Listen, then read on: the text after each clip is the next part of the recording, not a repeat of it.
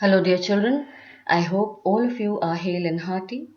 Before I start today's session, children, I would like to express my thanks to each one of you for the overwhelming response that you gave to the first video, Introduction to Python.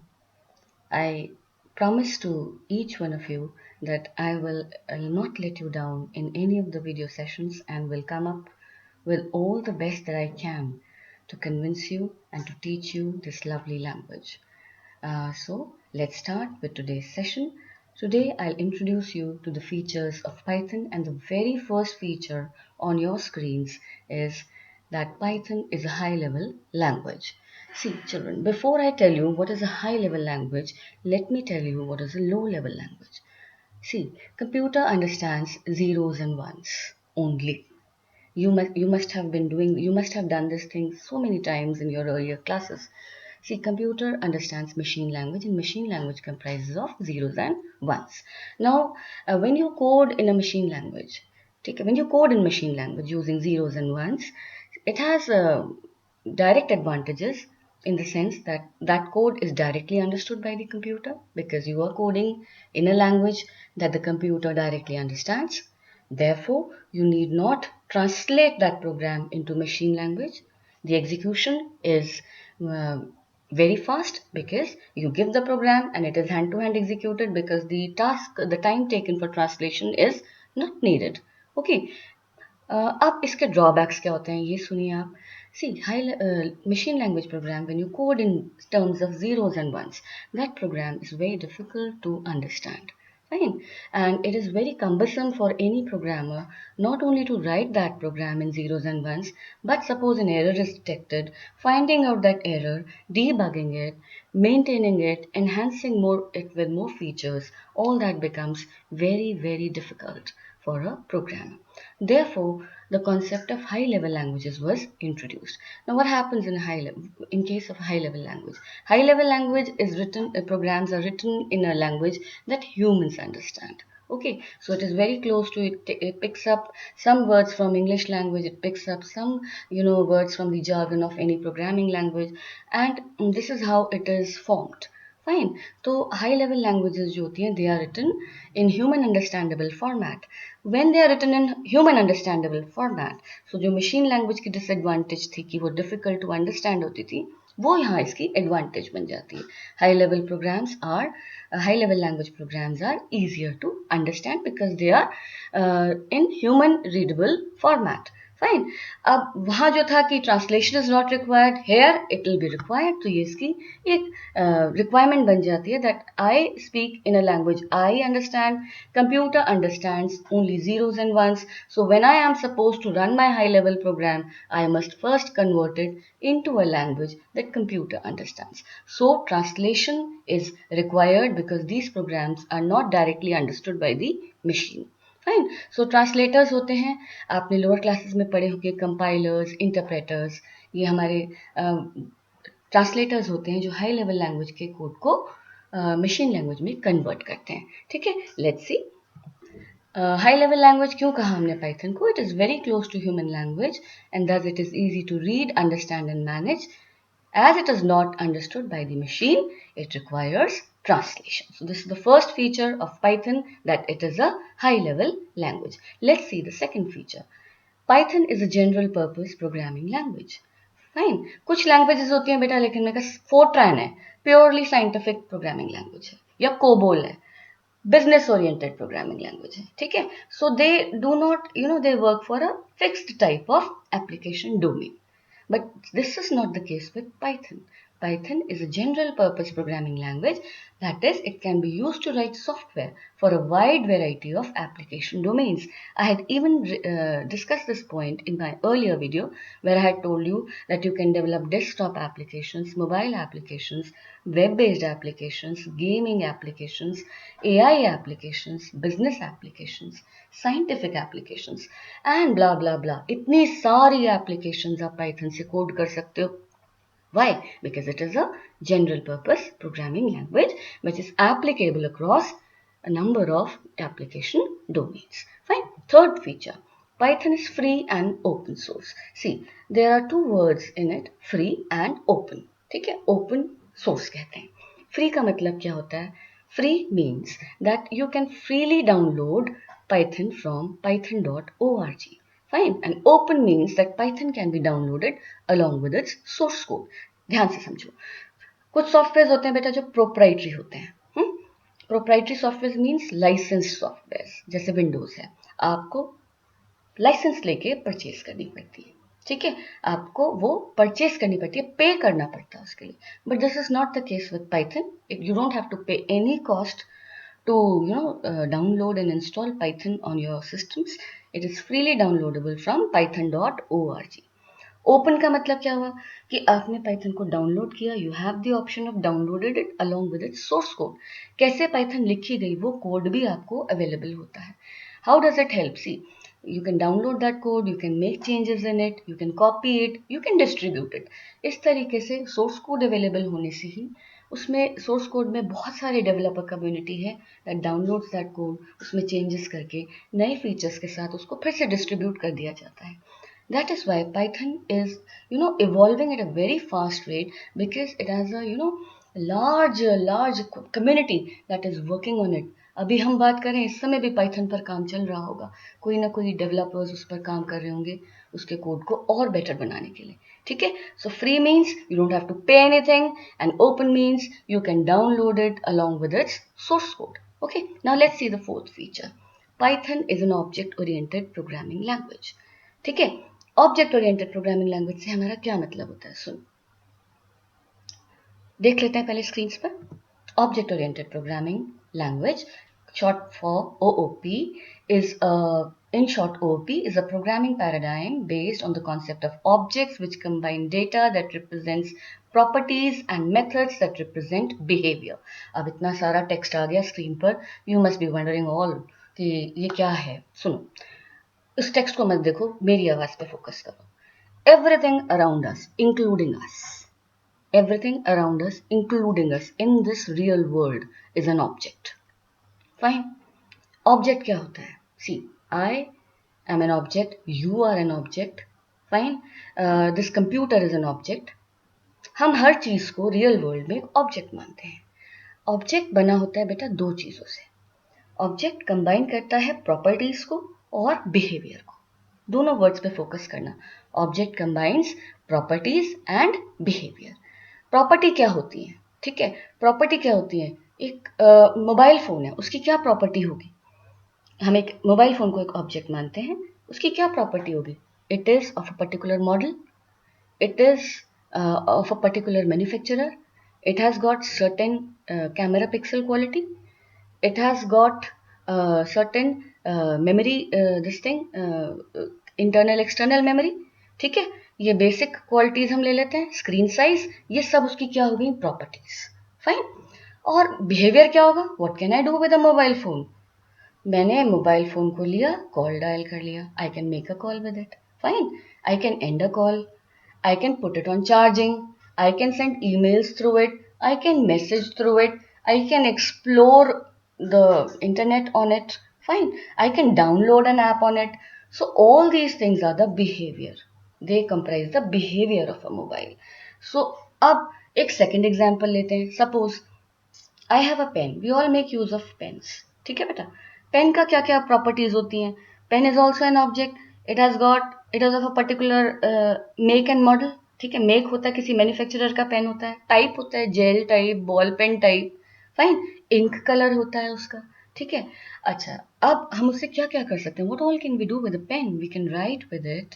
Fine, we can open its lid, start writing. If close its lid once its use is over, then if suppose we can refill it if it is a refillable pen, है ना? तो ये सारी चीजें जो हैं बेटा, these are the behavior associated with the object. ठीक है, तो जो हम रियल वर्ल्ड में जैसे चलते हैं, ओओपी भी वैसे ही करता है. हर चीज को ओओपी इंप्लीमेंट करता है in the form of an object. Software objects बनाता है, एंड ऑब्जेक्ट्स यहाँ क्या लिखा है, objects combine data that represents the properties, attributes भी कह सकते हैं, and methods that represent the behaviour. यानी object is a combination of data and methods. Data किसे बोलेंगे, उसकी कैरेक्टरिस्टिक प्रॉपर्टीज को, और मेथड्स किसे बोलेंगे बेटा, उसके बिहेवियर को। तो जब बिहेवियर परफॉर्म होता है, ऑब्जेक्ट की प्रॉपर्टीज चेंज होती है। ठीक है, your mobile phone is lying idle, you pick it up, open the dial pad, dial a number. Number dial होते ही क्या होता है, वो आइडल स्टेट से डायलिंग स्टेट में आ जाता है। When the call is connected, fine, तो वो डायलिंग स्टेट से कनेक्टेड स्टेट में आ जाता है। When the call is over, again वो कनेक्टेड स्टेट से डिसकनेक्टेड या आइडल स्टेट में आ जाता है।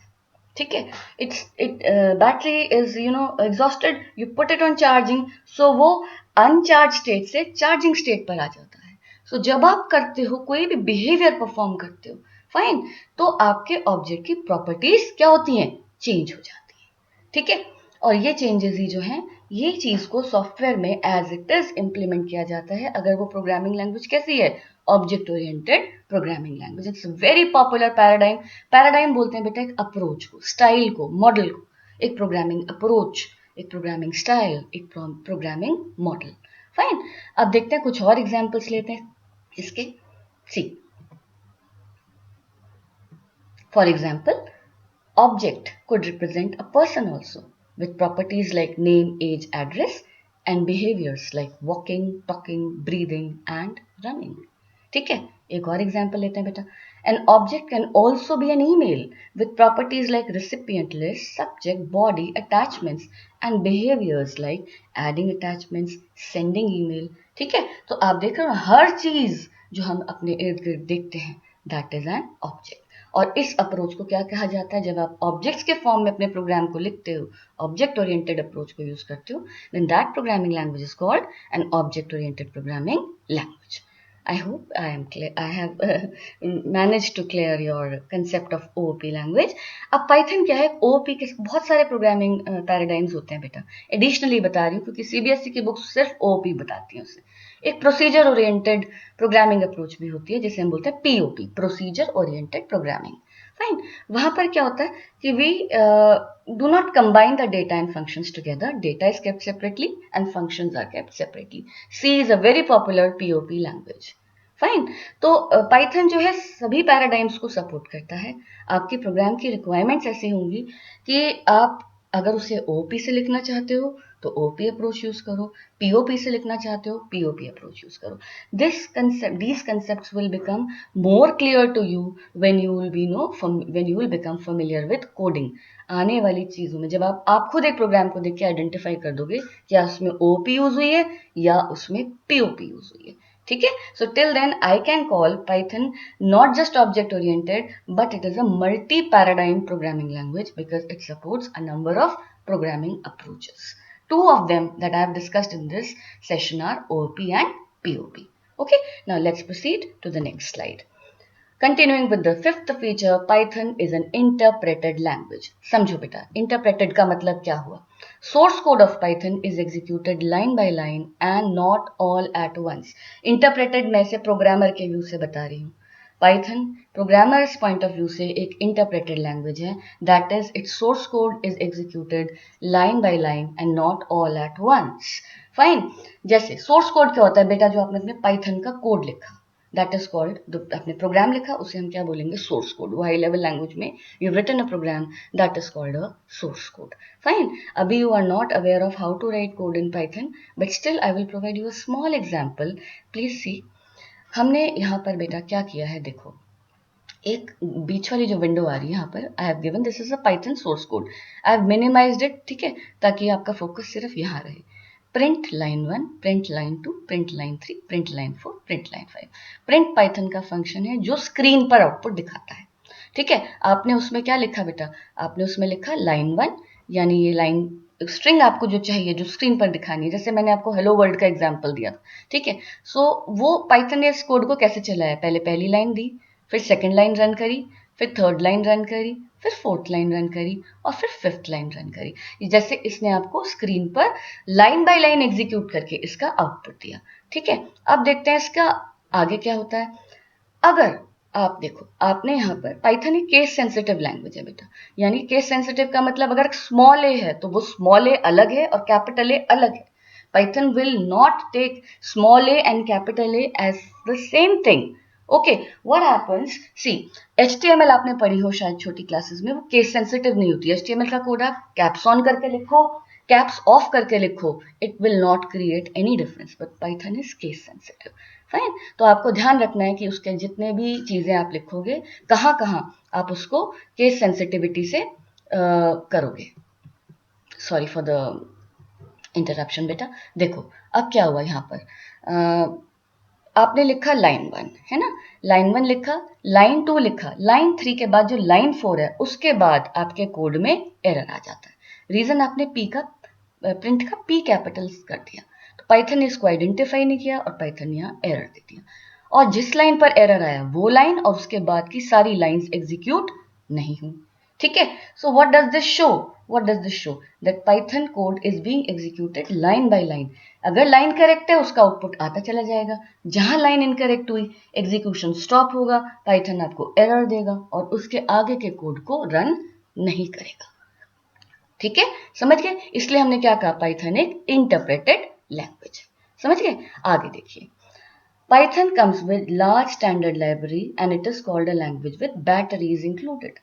Batteries included में क्या होता है, देखो पाइथन की जो स्टैंडर्ड लाइब्रेरी है वो एक rich set of modules and functions provide करती है so that users do not have to write their own code for every single thing. समझो, ठीक है.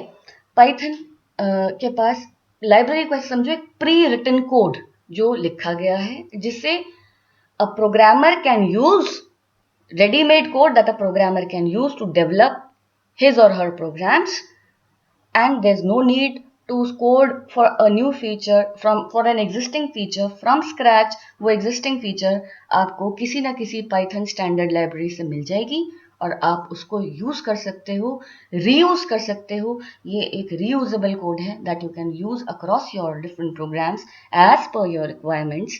ठीक है. तो आपका टाइम सेव होगा उसी कोड को दोबारा लिखने के लिए, क्योंकि वो ऑलरेडी अवेलेबल है. बहुत ध्यान समझो, लाइब्रेरी वर्ड से आप फेमिलियर हो. आपके स्कूल में लाइब्रेरी है, you go to your library, you want to search for a maths book. आप मैथ्स वाले शेल्फ पर या अलमीरा के पास जाते हो बेटा और उसमें से मैथ्स बुक ले लेते हो.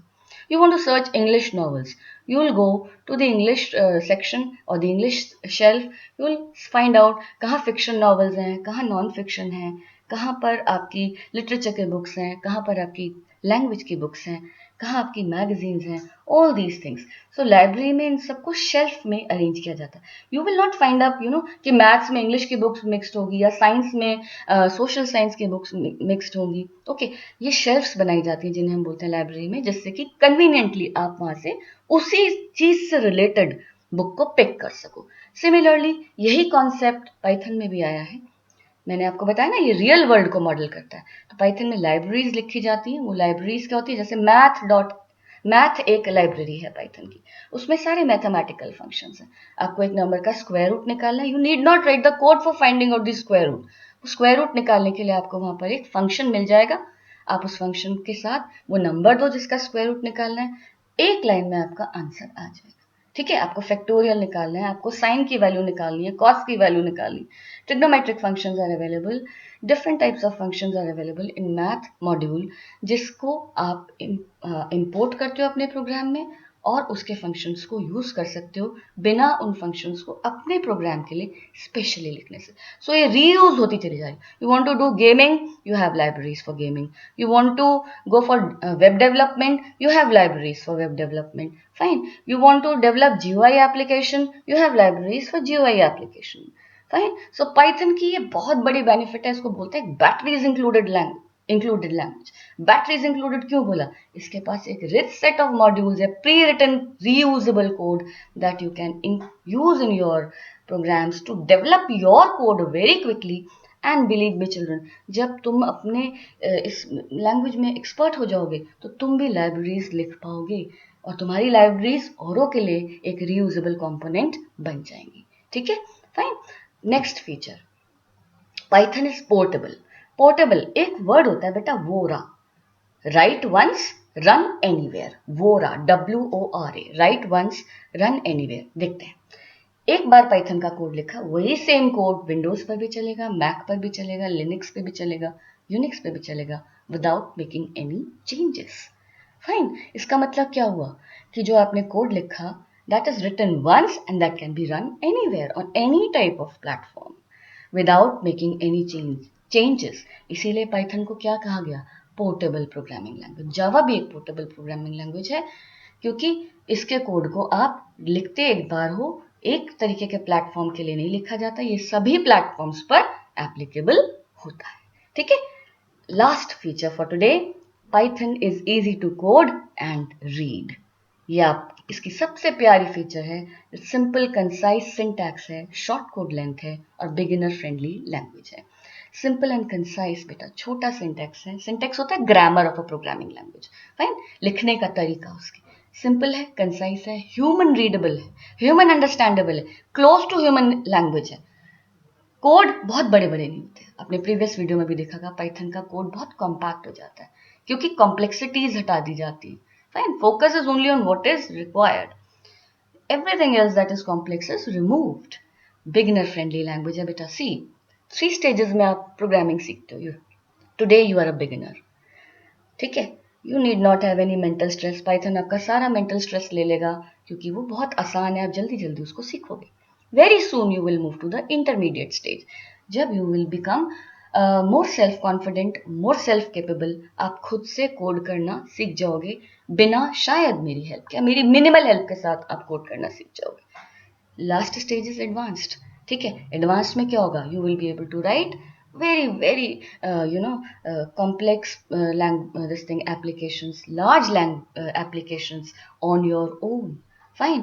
and beta advanced के बाद तो क्या, learning has no limit, learning has no limit, आप पूरी जिंदगी सीख सकते हो, that even one life is very less for learning, fine. तो आप सीखते चले जाओगे, सीखते चले जाओगे। सो जो वो बिगिनिंग का स्ट्रेस है, पाइथन अपने इजी कोड की वजह से आपसे ले लेता है, जिससे you become comfortable with the programming language. Once you are comfortable, you hit the things bang on, आप बहुत अच्छे से उन चीज़ों को कर पाते हो, समझ पाते हो, लिख पाते हो, और फिर आप आगे बढ़ते चले जाते हो। And then one day will come when there will be no looking back for you, fine. So in these were the 8 features that I have picked up for first session of features of Python. I hope all these features are clear to you, and you can watch this video once or twice to get an understanding of these features, and I'll be back with the second session of Python features, in which I'll introduce you to few more interesting features.